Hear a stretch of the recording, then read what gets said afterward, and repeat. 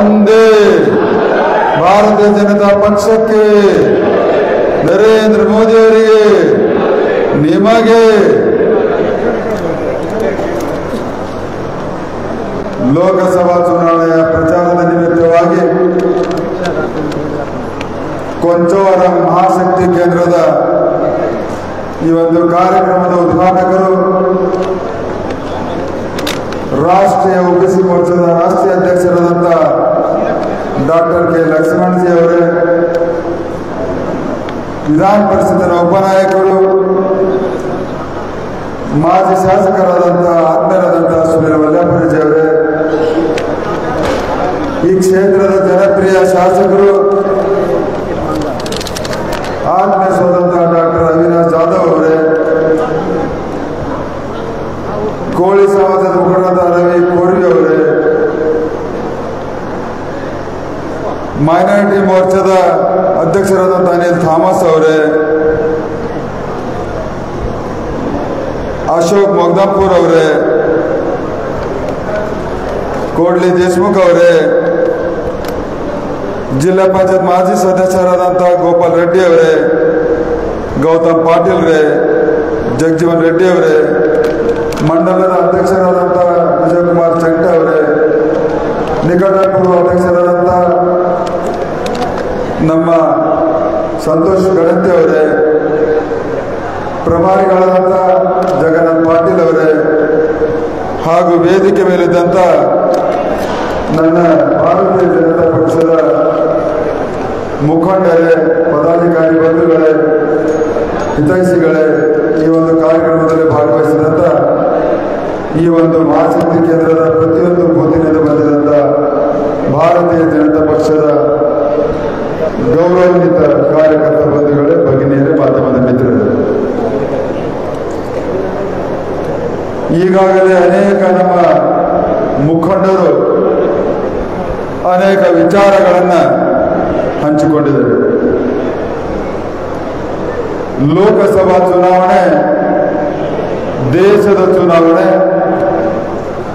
ನಮ್ಮ ನಿಮ್ಮೆಲ್ಲರ ಮತ್ತು ಭಾವಿ ಪೀಳಿಗೆಯ ಭವಿಷ್ಯವನ್ನು ನಿರ್ಮಾಣ ಮಾಡಲಿಕ್ಕೆ ಮತವನ್ನು ಹಾಕುವಂಥ ಚುನಾವಣೆ ಅನ್ನುವಂಥದ್ದನ್ನು ಇಂದಿನ ಈ ಚುನಾವಣೆ ಮಹತ್ವವನ್ನು ನಮಗೆಲ್ಲರಿಗೂ ಹೇಳ್ತಾರೆ. 75 ವರ್ಷದಲ್ಲಿ ಕಾಂಗ್ರೆಸ್ ಎಂದೂ ಲೋಕಸಭಾ ಚುನಾವಣೆ ಮಹತ್ವದ ಚುನಾವಣೆ ಅನ್ನುವಂಥ ವಿಚಾರವನ್ನು ಜನಸಾಮಾನ್ಯರಲ್ಲಿ ಚುನಾವಣೆ ಪೂರ್ವದಲ್ಲಿ ಚರ್ಚೆಗೆ ತರಲಿಲ್ಲ. ಆದರೆ ಕಳೆದ 10 ವರ್ಷದಲ್ಲಿ ದೇಶದಲ್ಲಿ ಕಂಡಂಥ ಬದಲಾವಣೆಗಳು, ನಮ್ಮ ನಿಮ್ಮ ಎಲ್ಲರ ಜೀವನದಲ್ಲಿ ಕಂಡಂಥ ಬದಲಾವಣೆಗಳು, ಇಡೀ ಅಂತಾರಾಷ್ಟ್ರೀಯ ಮಟ್ಟದಲ್ಲಿ ಭಾರತದ ಮಹತ್ವವನ್ನು ಕಂಡಂಥ ಬದಲಾವಣೆಗಳು,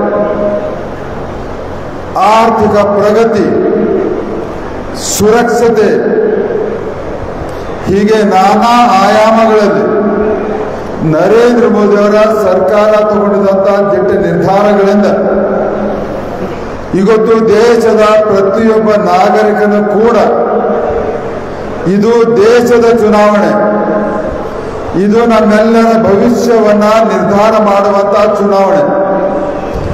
ಕೇವಲ ನಮ್ಮ ಭವಿಷ್ಯವೇ ಅಲ್ಲ, ಮುಂದಿನ ಭಾವಿ ಪೀಳಿಗೆಯ ಭವಿಷ್ಯವನ್ನ ನಿರ್ಧಾರವನ್ನು ಮಾಡುವಂತ ಚುನಾವಣೆ ಅನ್ನುವಂಥ ಒಬ್ಬ ದೇಶದ ಸಾಮಾನ್ಯ ನಾಗರಿಕನಿಗೂ ಕೂಡ ಅದರ ಮಹತ್ವವನ್ನು ಗೊತ್ತಾಗಿದೆ. ಕಳೆದ 10 ವರ್ಷಗಳಲ್ಲಿ ನರೇಂದ್ರ ಮೋದಿ ಸರ್ಕಾರದ ಅನೇಕ ಸಾಧನೆಗಳನ್ನು ಬಡವರಿಗಾಗಿ, ರೈತರಿಗಾಗಿ, ಮಹಿಳೆಯರಿಗಾಗಿ, ಯುವ ಪೀಳಿಗೆಗಾಗಿ ನಾನು ನಿಮ್ಮ ಆಶೀರ್ವಾದವನ್ನು ಪಡೆದುಕೊಂಡು 2 ಅವಧಿಗೆ ಸಂಸದನಾಗಿ ಮೋದಿ ಸರ್ಕಾರದ ಎಲ್ಲ ಯೋಜನೆಗಳನ್ನು ನನ್ನ ಒಂದು ಲೋಕಸಭಾ ಕ್ಷೇತ್ರದಲ್ಲಿ 100% ಅನುಷ್ಠಾನವನ್ನು ಗೊಳಿಸಿದಂಥ ಪ್ರಾಮಾಣಿಕ ಪ್ರಯತ್ನವನ್ನು ಮಾಡಿದ್ದೇನೆ ಬಂಧುಗಳು.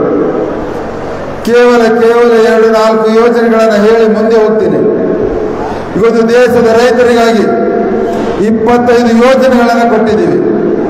ಪ್ರಧಾನಮಂತ್ರಿ ಸಮ್ಮಾನ ನಿಧಿ 6,000 ರೂಪಾಯಿ, ಪ್ರಧಾನಮಂತ್ರಿ ಫಸಲ್ ಬಿಮಾ ಯೋಜನೆಯಿಂದ ರೈತರಿಗೆ ಬೆಳೆ ವಿಮೆ, ಪ್ರಧಾನಮಂತ್ರಿ ಕೃಷಿ ಸಿಂಚಾಯಿ ಯೋಜನೆ ಮುಖಾಂತರ ಡ್ರಿಪ್ ಇರಿಗೇಷನ್ 90% ಸಬ್ಸಿಡಿ, ರೈತರು ಬೆಳೆದಂಥ ಬೆಳೆಗಳಿಗೆ ಬೆಂಬಲ ಬೆಲೆಯನ್ನು ಘೋಷಣೆಯನ್ನು ಮಾಡಿ ಖರೀದಿಯನ್ನು ಮಾಡಿ ಇವತ್ತು 2 ಪಟ್ಟಿಲ್ಲ 4 ಪಟ್ಟು ಆಮದಾನಿಯನ್ನು ಮಾಡಿದ್ದೀವಿ. ನಮ್ಮ ಇಲಾಖೆಯಿಂದ ಗೊಬ್ಬರವನ್ನು ಇದ್ದಿದ್ದ ರೇಟನ್ನು 10 ವರ್ಷದಿಂದ ಇವತ್ತಿಗೆ ಅದು ಒಂದೇ ರೇಟನ್ನು ಕೊಡ್ತೀವಿ. ಇವತ್ತು ಬಡವರಿಗೆ ರೇಷನ್ ಕೊಡೋದಾಗಲಿ, ಆಯುಷ್ಮಾನ್ ಭಾರತದ ಯೋಜನೆಯಲ್ಲಿ ಆರೋಗ್ಯ ವಿಮೆ ಕೊಡೋದಾಗಲಿ, ಬಡ ಹೆಣ್ಣು ಮಕ್ಕಳಿಗೆ ಗ್ಯಾಸ್ ಸಿಲಿಂಡರ್ ಕೊಡೋದಾಗಲಿ, ಶೌಚಾಲಯ ಕಟ್ಟಿಸಿಕೊಟ್ಟದಾಗಿರಲಿ, ಮಾತೃವಂದನಾ ಯೋಜನೆಯಲ್ಲಿ 5,000 ರೂಪಾಯಿ ಗರ್ಭಿಣಿ ಮಹಿಳೆಯರಿಗೆ ಕೊಟ್ಟಿದ್ದಾಗಿರಲಿ, ದೇಶದ ಬಡವರಿಗೆ 4 ಕೋಟಿ ಮನೆಗಳನ್ನು ನಿರ್ಮಾಣ ಮಾಡಿ ನನ್ನ ಒಂದು ಲೋಕಸಭಾ ಕ್ಷೇತ್ರದಲ್ಲಿ 1 ಲಕ್ಷ ಪ್ರಧಾನಮಂತ್ರಿ ಆವಾಸ್ ಯೋಜನೆಯಲ್ಲಿ ಮನೆಗಳನ್ನು ನಿರ್ಮಾಣ ಮಾಡೋದಾಗಲಿ, ಬಡವರಿಗೆ ಉಚಿತವಾಗಿ ಕರೆಂಟ್ ಕೊಟ್ಟಿದ್ದಾಗಿರಲಿ, ಇವತ್ತು ಬಡ ಹೆಣ್ಣು ಮಕ್ಕಳಿಗೆ ಮನೆಗಳಿಗೆ ಪ್ರತಿಯೊಂದು ಮನೆಗಳಿಗೆ ಜೆ ಮುಖಾಂತರ ಪ್ರತಿಯೊಂದು ಮನೆಗೆ ಶುದ್ಧ ಕುಡಿಯುವ ನೀರನ್ನು ಕೊಡುವುದಾಗಲಿ, ಇವತ್ತು ದೇಶದ ಯುವಕರಿಗೆ 54 ಕೋಟಿ ಉದ್ಯೋಗಗಳ ಸೃಷ್ಟಿಯನ್ನು ಮಾಡುವುದಾಗಿರಲಿ, ದೇಶದ ಯುವಕರಿಗೆ ಶಾಲೆ ಕಾಲೇಜುಗಳು 2 ಪಟ್ಟು, ಶಾಲೆ ಕಾಲೇಜುಗಳಿರುವಂಥ ಸೀಟ್ಗಳು 2 ಪಟ್ಟು, ದೇಶದಲ್ಲಿರುವಂಥ ಯೂನಿವರ್ಸಿಟಿಗಳು 2 ಪಟ್ಟು, ಉದ್ಯೋಗ ಸೃಷ್ಟಿ 54 ಕೋಟಿ. ಆ ಕಾರಣಕ್ಕಾಗಿ ದೇಶದ ಜನರ ಬಡವನ್ನ ಆರ್ಥಿಕವಾಗಿ 54 ಕೋಟಿ ಜನರಿಗೆ ಉದ್ಯೋಗ ಸೃಷ್ಟಿಯಾಗಿದೆ. ಮೋದಿ ಸರ್ಕಾರದಿಂದ 81 ಕೋಟಿ ಜನರಿಗೆ ಲಾಭವನ್ನು ಪಡೆದಿದ್ದಾರೆ. ಈ ಎಲ್ಲ ಆರ್ಥಿಕ ಬೆಳವಣಿಗೆಯಿಂದ ದೇಶದಲ್ಲಿ 25 ಕೋಟಿ ಜನರಿಗೆ ಬಡತನ ರೇಖೆಗಿಂತ ಕೆಳಗಿರುವವರನ್ನ ಬಡತನ ರೇಖೆಗಿಂತ ಮೇಲೆ ನಿಯೋ ಮಿಡಲ್ ಕ್ಲಾಸ್ ಇದೆ ತಂದಂತ ಕೀರ್ತಿ ಯಾವುದಕ್ಕಿದ್ರೆ ಅದು ನರೇಂದ್ರ ಮೋದಿ ಅವರ ಸರ್ಕಾರಕ್ಕಿದೆ ಬಂಧುಗಳು. ಇವತ್ತು ಕಾಂಗ್ರೆಸ್ಸಿನವರು ಇವತ್ತು ನನ್ನ ಒಬ್ಬ ಮಿತ್ರ ಹೇಳ್ದ, ಪಹಾಣಿ ಒಕ್ಕಲ್ತನ ಮಾಡುವಂತ ಜಮೀನನ್ನ ಅರಣ್ಯ ಇಲಾಖೆಗೆ ಸೇರಿಸಲಾಗಿದೆ ಅಂತ. ಅದರ ಕರ್ತ ಧರ್ತ ಈಶ್ವರ್ ಖಂಡ್ರೆ ಆಗಿದ್ದಾರೆ. ಇವತ್ತು ಬಡವರು ಉಳಿಮೆ ಮಾಡುವಂತ ಜಮೀನು ನಮ್ಮ ಜಿಲ್ಲೆಯಲ್ಲಿ ಕೂಡ ಸರ್ಕಾರದ ಒಂದು ಅರಣ್ಯ ಇಲಾಖೆಗೆ ಸೇರಿಸುವಂತ ಪಾಪದ ಕೆಲಸ ಯಾರಾದರೂ ಮಾಡಿದರಿದ್ರೆ ಅದು ಈಶ್ವರ್ ಖಂಡ್ರೆ ಅರಣ್ಯ ಸಚಿವರು ಮಾಡಿದ್ದಾರೆ. ಅದಕ್ಕೆ ಮತವನ್ನು ಕೇಳಲಿಕ್ಕೆ ಬಂದಾಗ ಅವರನ್ನು ಪ್ರಶ್ನೆಯನ್ನ ಮಾಡಿ ಉತ್ತರವನ್ನು ಪಡೆಯಬೇಕು ಬಂದರು. ಇವತ್ತು ಈಶ್ವರ್ ಖಂಡ್ರೆ ಅವರು ಏನು ಕೆಲಸ ಮಾಡಿದರೆ ಭಗವಂತ ಹೇಳುವಂತ ಪ್ರಶ್ನೆಯನ್ನ ಮಾಡ್ತಾರೆ. ನರೇಂದ್ರ ಮೋದಿ ಅವರ ಸರ್ಕಾರದ ಈ ಎಲ್ಲ ಸಾಮಾಜಿಕ ಸುರಕ್ಷತೆ ಯೋಜನೆಗಳನ್ನು ತಂದು ನನ್ನ ಬಡವರಿಗೆ, ರೈತರಿಗೆ, ಮಹಿಳೆಯರಿಗೆ, ಯುವಕರಿಗೆ ತಂದು ಮುಟ್ಟಿಸಿದಂತ ಕಾರ್ಯವನ್ನು ನಾವು ಮಾಡಿದ್ದೀವಿ. ನಿಮ್ಮ ಆಶೀರ್ವಾದದಿಂದ ಸಂಸದನ ಆದ್ಮೇಲೆ 12 ರಾಷ್ಟ್ರೀಯ ಹೆದ್ದಾರಿಗಳನ್ನು ಮಂಜೂರಾತಿಯನ್ನು ಮಾಡಿಸಿದ್ದೀನಿ. ಸುಮಾರು 1000 ಕಿಲೋಮೀಟರ್ ಪ್ರಧಾನಮಂತ್ರಿ ಗ್ರಾಮ ಸಡಕ್ ಯೋಜನೆಯನ್ನು ಮಾಡಿಸಿದ್ದೀನಿ. 200 ಕಿಲೋಮೀಟರ್ CRF ಅಡಿಯಲ್ಲಿ ಗ್ರಾಮಗಳ ಜೋಡಣೆ ಯೋಜನೆಗಳನ್ನು ಮಾಡಿಸಿದ್ದೀನಿ. ಬೀದರ್ಗೆ ಸುಮಾರು 13 ರೈಲ್ವೆಗಳನ್ನು ಹೊಸದಾಗಿ ಪ್ರಾರಂಭ ಮಾಡಿಸಿದ್ದೀನಿ. ಬೀದರ್ ಕಲಬುರಗಿ ರೈಲ್ವೆ ಲೈನನ್ನು ಹೊಸದಾಗಿ ನಿರ್ಮಾಣವನ್ನು ಮಾಡಿ ಲೋಕಾರ್ಪಣೆಯನ್ನು ನರೇಂದ್ರ ಮೋದಿ ಅವರಿಗೆ ತಂದು ಮಾಡಿದ್ದೀನಿ. ಬೀದರ್ದಿಂದ ಬೆಂಗಳೂರಿಗೆ ವಿಮಾನಯಾನವನ್ನು ಪ್ರಾರಂಭ ಮಾಡಿದ್ದೀನಿ. ಕಲ್ಯಾಣ ಕರ್ನಾಟಕದ ಭಾಗದ ಯುವಕರಿಗೆ ಸಿಪೆಟ್ ಕಾಲೇಜನ್ನು ಬೀದರ್ದಲ್ಲಿ ಪ್ರಾರಂಭ ಮಾಡಿಸಿದ್ದೀನಿ. ಕಲ್ಯಾಣ ಕರ್ನಾಟಕದ ಯುವಕರ ವಿದ್ಯಾರ್ಥಿಗಳಿಗೆ ಸೈನಿಕ ಶಾಲೆಯನ್ನು ಪ್ರಾರಂಭವನ್ನು ಮಾಡಿದ್ದೀನಿ. ಕಲ್ಯಾಣ ಕರ್ನಾಟಕದ ಭಾಗದವರಿಗೆ ಬೀದರ್ ಜಿಲ್ಲೆಯಲ್ಲಿ 13,000 ಕೋಟಿಯ ಹೂಡಿಕೆ ಸೋಲಾರ್ ಪಾರ್ಕ್ ಅನ್ನು ಮಂಜೂರಾತಿಯನ್ನು ಮಾಡಿಸಿದ್ದೀನಿ. 10,500 ಯುವಕರಿಗೆ ಅಲ್ಲಿ ನೌಕರಿಗಳನ್ನು ಸಿಗ್ತದೆ. ಇವೆಲ್ಲ ನಾನು ಮಾಡಬೇಕಾದ್ರೆ 65 ವರ್ಷಗಳಿಂದ ನಿಮ್ಮ ಕುಟುಂಬ ಬೀದರ್ ಜಿಲ್ಲೆಯಲ್ಲಿ ರಾಜಕಾರಣವನ್ನು ಮಾಡ್ತಾ ಇದೆ. ನಿಮ್ಮ ಯೋಗ್ಯತೆ ಭಾಲ್ಕಿನಲ್ಲಿ ಒಂದು ಸ್ಟೇಡಿಯಂ ಕಟ್ಟಿಸ್ಲಿಕ್ಕೆ ಆಗಿಲ್ಲ. ನಿಮಗೆ ಒಂದು ಯೋಗ್ಯತೆ. ನಾನೊಂದು ಕಳೆದ 4 ದಿನಗಳಿಂದ ಭಾಲ್ಕಿಯಲ್ಲಿ ಪ್ರವಾಸವನ್ನು ಮಾಡಿ ಬಂದಿದ್ದೀನಿ. ಅಲ್ಲಿನ ಜನರು ಸರ್ ಭಾಲ್ಕಿನೇ 65 ವರ್ಷಗಳಲ್ಲಿ ಅಭಿವೃದ್ಧಿನ ಮಾಡಲಿಕ್ಕೆ ಆಗಿಲ್ಲ, ಜಿಲ್ಲೆ ಅಭಿವೃದ್ಧಿನ ಮಾಡಲಿಕ್ಕೆ ಸಾಧ್ಯ ಇಲ್ಲ. ಭಾಲ್ಕಿಯಲ್ಲಿ ನಿಮಗೆ 25,000ಕ್ಕೆ ಹೆಚ್ಚು ಅಂತರದಿಂದ ಮತಗಳನ್ನು ಕೊಡ್ತೀವಿ ಅನ್ನುವಂಥದ್ದನ್ನು ಅಲ್ಲಿನ ಜನತೆ ಹೇಳಿದೆ. ಜಿಲ್ಲೆಯ ಜನತೆಗೆ ಕೂಡ ಗೊತ್ತಿದೆ, ಭಾಲ್ಕಿಯನ್ನು ಅಭಿವೃದ್ಧಿ ಮಾಡಲಾರದವರು ಜಿಲ್ಲೆ ಅಭಿವೃದ್ಧಿ ಮಾಡಲ್ಲ ಅಂತ. ಕೇವಲ ಸುಳ್ಳು ಹೇಳುವುದರಲ್ಲಿ ನಿಸ್ಸಿಮರು, ಬಾಯಿ ತೆಗೆದಿದ್ರೆ ಸುಳ್ಳು. ನಾನು ಮಾಡಿದ ಯೋಜನೆಗಳೆಲ್ಲವೂ ಚುನಾವಣೆ ಭರಾಟೆಯಲ್ಲಿ ನಾನು ಮಾಡಿದ್ದೇನೆ ಅಂತ ಹೇಳ್ಕೊಳ್ತಾ ಇದ್ದೆ. ನಾನು ಅದಕ್ಕೆ ಒಂದು ಸರ್ತಿ ಸವಾಲನ್ನು ಹಾಕಿದೆ, ನಿಮ್ಮ ಮುಖ್ಯಮಂತ್ರಿಗಳನ್ನ ಕರೆದುಕೊಂಡು ಬನ್ನಿ, 10 ವರ್ಷದಲ್ಲಿ ನಾನು ನನ್ನ ಜನರ ಆಶೀರ್ವಾದವನ್ನು ಪಡೆದು ಎಲ್ಲ ಯೋಜನೆಗಳನ್ನು ತಂದಿದ್ದೇನೆ ನಿಮ್ಮ ಮುಖ್ಯಮಂತ್ರಿ ಸಮಕ್ಷಮದಲ್ಲಿ ತೋರುತ್ತೀನಿ ಅಂತ. ಸವಾಲಿಗೆ ಜವಾಬು ಕೊಡಲ್ಲ. ಕಳೆದ 10 ವರ್ಷದಲ್ಲಿ ಅನೇಕ ಸವಾಲುಗಳನ್ನು ಹಾಕಿದ್ದೀನಿ, ಇಲ್ಲಿಯವರೆಗೆ ಒಂದೇ ಒಂದು ಉತ್ತರ ಕೊಟ್ಟಿಲ್ಲ. ಇಷ್ಟು ಸುಳ್ಳುಗಾರ ಈಶ್ವರ್ ಖಂಡ್ರೆ ತಂದೆ ಎಷ್ಟು ಸುಳ್ಳು ಆಡ್ತಾರೋ ಮಗ ಅದ್ರದ್ದು 10 ಪಟ್ಟು ಸುಳ್ಳು ಆಡೋರಿದ್ದಾರೆ. ಬಂಧುಗಳೇ, ನಾನು ಸುಳ್ಳು ಆಡ್ತಾ ಇಲ್ಲ, ಉದಾಹರಣೆಯನ್ನು ಕೊಟ್ಟು ಹೇಳ್ತೀನಿ. ಸುಳ್ಳು ಆಡುವುದರಲ್ಲಿ ಬಾಪ್ 1 ನಂಬರ್, ಸುಳ್ಳು ಆಡುವುದರಲ್ಲಿ ಬೇಟ 10 ನಂಬರ್. ಯಾಕೆ 10 ನಂಬರ್ ಅಂತ ಇದ್ದೀನಿ ಅಂದ್ರೆ, ಚುನಾವಣೆ ಪ್ರಚಾರದಲ್ಲಿ LLB ಪಾಸ್ ಆಗಿದ್ದೇನೆ, ಹೈಕೋರ್ಟ್ನಲ್ಲಿ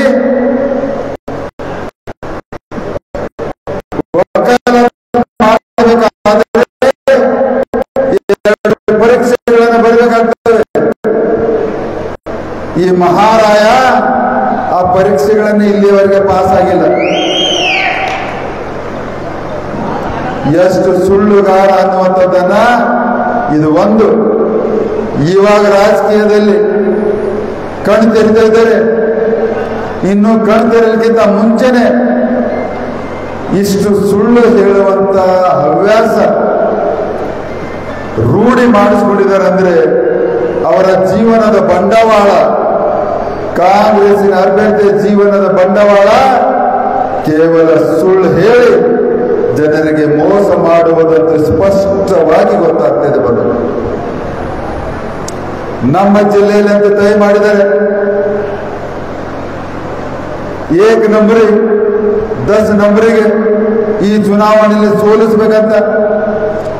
ಚಿಂಚೋಳಿಯಲ್ಲಿ ಕೂಡ ಅದೇ ತಯ ಮಾಡಿದ್ದಾರೆ, ಆಳಂದಲ್ಲಿ ಕೂಡ ತಯ ಮಾಡಿದ್ದಾರೆ. ಯಾಕೆಂದ್ರೆ ಹೋದ ಚುನಾವಣೆಯಲ್ಲಿ ಇದೇ ಸುಳ್ಳು ಆಡೋರು ಈಶ್ವರ್ ಖಂಡ್ರೆ ನನ್ನ ಎದುರು ಅಭ್ಯರ್ಥಿಯಾಗಿದ್ರು. 1.25 ಲಕ್ಷದ ಓಟಿನಿಂದ ನೀವೇ ಸೋಲಿಸಿದ್ರಿ.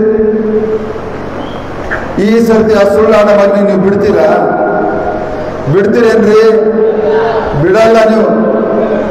3 ಲಕ್ಷ ಅಂತರದಿಂದ ಸೋಲಿಸ್ಲಿಕ್ಕೆ ಈಗಾಗಲೇ ತಯ ಮಾಡಿದ್ದೀರಿ ನೀವು. ಬಂಧುಗಳೇ, ಕೈ ಮುಗಿದು ಕೇಳ್ತೀನಿ, ಲೋಕಸಭಾ ಕ್ಷೇತ್ರ ಬಹಳ ದೊಡ್ಡ ಕ್ಷೇತ್ರ. ಚುನಾವಣೆ ಇರೋದು ಕಡಿಮೆ ಸಮಯದಲ್ಲಿ. ನಾನು ನಿಮ್ಮ ಊರಿಗೆ ಬರ್ಬೇಕಂತ ಎಲ್ಲರ ಅಪೇಕ್ಷೆ ಇರ್ತದೆ. ಕೇವಲ ಚುನಾವಣೆ ಹಿಡಿದಿರೋದು 3 ದಿವಸ ಮಾತ್ರ. ಇವಾಗ ನಿಮ್ಮ ಊರಿಗೆ ಬರ್ಲಿಕ್ಕೆ ಆಗ್ಲಿಲ್ಲ ಅಂದ್ರೂ ಕೂಡ ನರೇಂದ್ರ ಮೋದಿ ಅವರಿಗೆ ಮತ ಹಾಕಬೇಕಂತ ನಾನು ನಿಮ್ಮ ಅಭ್ಯರ್ಥಿ ನೀವೇ ತಿಳಿದುಕೊಂಡು ಜನರಿಗೆ ಮನವರಿಕೆಯನ್ನು ಮಾಡಿಕೊಟ್ಟು ಅತಿ ಹೆಚ್ಚಿನ ಮತದಾನವನ್ನು ಮಾಡಿಸಿ ಅದು ಭಾರತೀಯ ಜನತೆ ಬಗ್ಗೆ ಮಾಡಬೇಕನ್ನುವಂತ ನಿಮ್ಮಲ್ಲಿ ಕಳಕಳಿಯಿಂದ ಬೇಡ್ಕೊಳ್ತೀನಿ. ಬಂಧುಗಳು, ನನ್ನ ಕ್ರಮ ಸಂಖ್ಯೆ 2 ಗುರುತಂತೂ ನಿಮ್ಗೆ ಗೊತ್ತೇ ಇದೆ, ಕಮಲದ ಹೂವ. ಅದಕ್ಕೆ ದಿನನಿತ್ಯ ಇನ್ನೊಂದು 4 ದಿವಸಗಳ ಕಾಲ ಉಳಿದಿದೆ. ಕಳೆದ 1.5 ತಿಂಗಳಿನಿಂದ ಇಡೀ ಲೋಕಸಭಾ ಕ್ಷೇತ್ರದಲ್ಲಿ 3 ಬಾರಿ ಪ್ರವಾಸವನ್ನು ಮಾಡಿದ್ದೀನಿ. ಕಾರ್ಯಕರ್ತರು ಹುಮ್ಮಸ್ಸಿನಿಂದ ಕೆಲಸ ಮಾಡ್ತಾ ಇದ್ದಾರೆ. ಮುಖಂಡರು ಒಮ್ಮತದಿಂದ ಒಗ್ಗಟ್ಟಿನಿಂದ ಮಾರ್ಗದರ್ಶನ ಮಾಡ್ತಾ ಇದ್ದಾರೆ. ಸ್ವತಃ ಅವರು ಕೂಡ ಹೋರಾಟ ಮಾಡ್ತಾ ಇದ್ದಾರೆ. ಮತದಾರರಲ್ಲಿ ನೋಡುವಂತಹ ಹುಮ್ಮಸ್ಸು, ಆ ದೃಢ ಸಂಕಲ್ಪ ಮತ್ತೊಮ್ಮೆ ನರೇಂದ್ರ ಮೋದಿ ಅವರಿಗೆ ಅಬ್ ಕಿ ಬಾರ್ 400 ಪಾರ್ ಅನ್ನುವಂಥದ್ದನ್ನ ಘೋಷಣೆಯೊಂದಿಗೆ ಪ್ರಧಾನಮಂತ್ರಿ ಮಾಡಬೇಕನ್ನುವಂಥ ದೃಢ ಸಂಕಲ್ಪವನ್ನು ಮಾಡಿದರು ಬಂಧುಗಳು.